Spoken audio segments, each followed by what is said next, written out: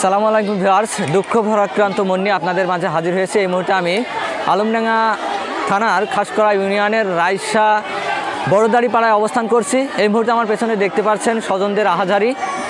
আনুমানিক 10 বছর বয়সের একজন শিশু পানিতে পড়ে বাবা মার কোল থেকে চির বিদায় নিয়েছে। শিশুটির বয়স আনুমানিক 10 বছর। আমির হামজা নামের এই শিশু রাইসা বড়দাড়ি পাড়ার জনাব জাফর গানির সন্তান। জাফর গানি বর্তমানে প্রবাসে আছে, তিনি মালয়েশিয়া প্রবাসী। তো এই শিশুটি আমরা যতটুকু জানি রাইসা বড়দাড়িপাড়া হাফেজিয়া মাদ্রাসার একজন ছাত্র তালেবে এলেম ছিল।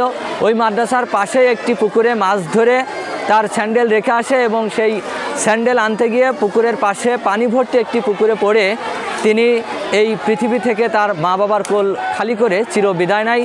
সেই বিষয়টি আমরা আপনাদেরকে একটু দেখানোর চেষ্টা করছি। এই মুহূর্তে আমার পেছনে আপনারা দেখতে পাচ্ছেন শত শত মানুষের ভিড় এবং রাইসা সহ খাসকড়া ইউনিয়নের হাজার হাজার মানুষ এখানে এই মুহূর্তে ভিড় জমিয়েছে এবং এখন আপনারা দেখতে পাচ্ছেন স্বজনদের আহাজারি। এখানে এই ধরনের ঘটনায়, মর্মান্তিক ঘটনাগুলোই সচরাচর স্বজন সহ আশেপাশে এলাকায় যারা থাকে প্রতিবেশীরা সকলের মনেই একটি করুণ বেদনা বিরাজ করে।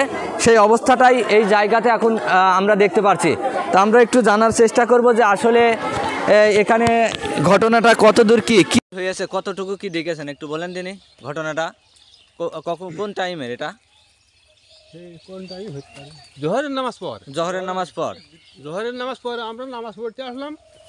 এসে নামাজ পড়লাম হুজুর সহকারে, সবাই আমরা সিলবিলে নামাজ পড়লাম। নামাজ পর হুজুর বলছে সেই ডাক, ওই ওর নাম কি আমির হামজা কই। তো উনি চাহাতো ভাই আবার বলছে আমির হামজা বাড়ি গিয়েছে, মাছ ধরিনি বাড়ি গিয়েছে। তো যে বাড়ির থেকে আইসে আবার ওই মাছ থেকে বাড়িতে আইয়াছে। হ্যাঁ, আইসে ওর মা বল স্যান্ডেল কই, স্যান্ডেল নিতে গেছে।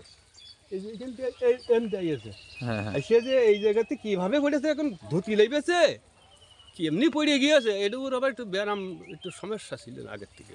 উঠিয়েছেন এখানে এলাকাবাসী যারা ছিল বলতে আমরা যখন উগার বাড়ি খবর হয়েছে তার পাওয়া যাচ্ছে না, তারা আইসে এই পুষ্পনির লাগিয়েছে। হ্যাঁ, লাইবে আমি এই জায়গায় দাঁড়িয়েছিলাম, তখন উগাগারি পাই বেঁধেছে। পাই বাঁধার পরে উড়ি এক চাষা, ছোট চাষা, তা উনি মানে ওই পাই বাঁধার পরে উনি মানে চুমকিটা সরে চলে গেল। আমার বলছে ভাই লাভ তা আমার লাভ আর জামা খুলতে আরেকজন আমার লাগিয়ে পড়লো। এই বলে সে তুলে ফেললো। এই তারপরে দেখেন যে আর বেঁচে নেই।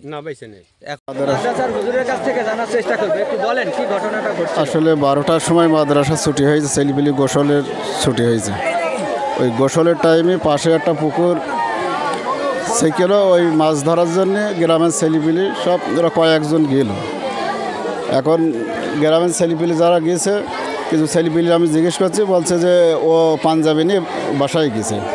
তার আগে আমার কাছে ছুটি নিল যে আমি বাজারে যাব পাঞ্জাবি কিনবো। তো নামাজের আগ মুহূর্তে ওর খোঁজ হচ্ছে যে বলছে হুজুর আমির হামজা আর পাচ্ছি না। তা আমি বলছি তাহলে সে বোধহয় বাজারে গেছে, ওর ছুটি নিল যেহেতু বাজারে গেছে। তো ওই মুস্তাকিম বলে একটা ছিল, ও বলছে হুজুর ও পাঞ্জাবি নিয়ে ও হচ্ছে চলে গেছে। তো আমি ওই তো মনে করছি ও হয়তো বাসায় চলে এসেছে। তো নামাজটা পড়ে আমি আবার ওর চাষিতে ভাই আছে, ওই বড় আরও 2টা ছেলে আছে। তো ওর কাছে বলছে যে তুমি তার খোঁজ আগে গিয়ে খোঁজ নেবা তো সে বাসায় গিয়েছে কিনা। তো বাসায় আসেনি। পরবর্তীতে আমরাও ছাত্ররা তারপরে হচ্ছে ওর বাড়ির ফ্যামিলি সহ সব গিয়ে ওই পুকুরে পাওয়া যায় মৃত অবস্থায়। কয়টার দিকে পাওয়া যায় তাকে আনুমানিক? ওই 1:45। তো আপনার মাদ্রাসায় কতজন ছাত্র ছিল? মাদ্রাসার ছাত্র ছিল 16 জন মতো। তার ভিতরে একজন আজকে চলে গেল। জি, ধন্যবাদ আপনাকে। তা আসলে এটাই মূলত ঘটনা, মর্মান্তিক এই ধরনের ঘটনা আমাদের সমাজে আর না ঘটুক, এটাই আমাদের কাম্য। এবং মাদ্রাসার তালেবে ইলম হিসেবে তার মা বাবার একজন শহীদি সন্তানের মর্যাদা পেতে পারে, সেই কামনা আমরা করি আল্লাহর কাছে। এবং তার পরিবার যাতে এই ধরনের ঘটনায় পূর্ণ ধৈর্য ধারণ করতে পারে, সেই আশা ব্যক্ত করে আপনাদের কাছ থেকে বিদায় নিচ্ছি।